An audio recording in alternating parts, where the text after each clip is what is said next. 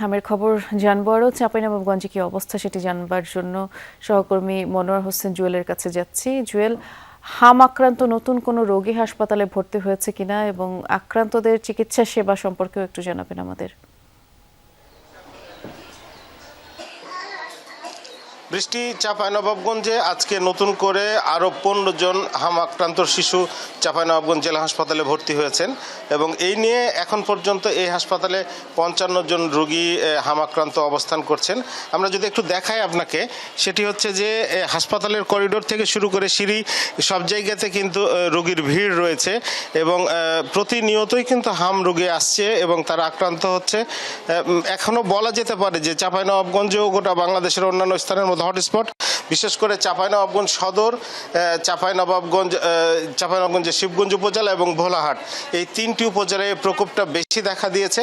এখন পর্যন্ত কিন্তু রোগীরা যে ভোগান্তির মধ্যে দিয়ে যাচ্ছে সেটি এখনো স্বাভাবিক অবস্থায় ফেরেনি, বরং উত্তরোত্তর বৃদ্ধি পাচ্ছে। এই মুহূর্তে এই নিয়ে আগামীকাল থেকে টিকাদান কর্মসূচি চালু হবে, সেই ক্ষেত্রে এখন পরবর্তী পরিস্থিতিটা বোঝা যাবে। কিন্তু আক্রান্ত রোগীর সংখ্যা কিন্তু কোনোভাবেই কমেনি, দিন দিন কিন্তু বৃদ্ধি পাচ্ছে।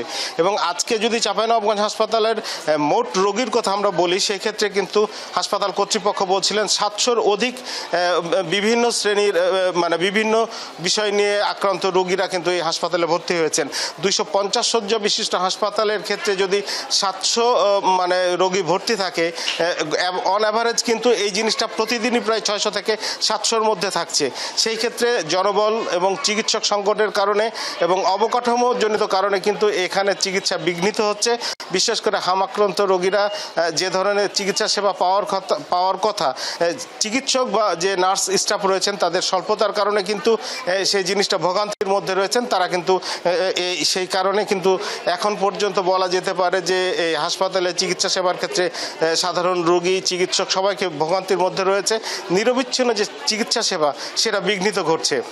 এই মুহূর্তে চাঁপাইনবাবগঞ্জের হামের রোগী যারা শিশুরা বিশেষ করে আক্রান্ত, অনেকেই কিন্তু বড়রাও কিন্তু আক্রান্ত হয়ে কিন্তু অনেকেই কিন্তু এখানে ভর্তি হচ্ছে, যার কারণে চাঁপাইনবাবগঞ্জে হামের যে প্রাদুর্ভাব দেখা দিয়েছে এটি কিন্তু এখনো আশঙ্কাজনক অবস্থায় রয়েছে। এটা এখনো বলা মুশকিল যে এই পরিস্থিতি কখন উত্তরণ ঘটবে। বৃষ্টি, শুনছিলাম আপনার মাধ্যমে। ধন্যবাদ জুয়েল।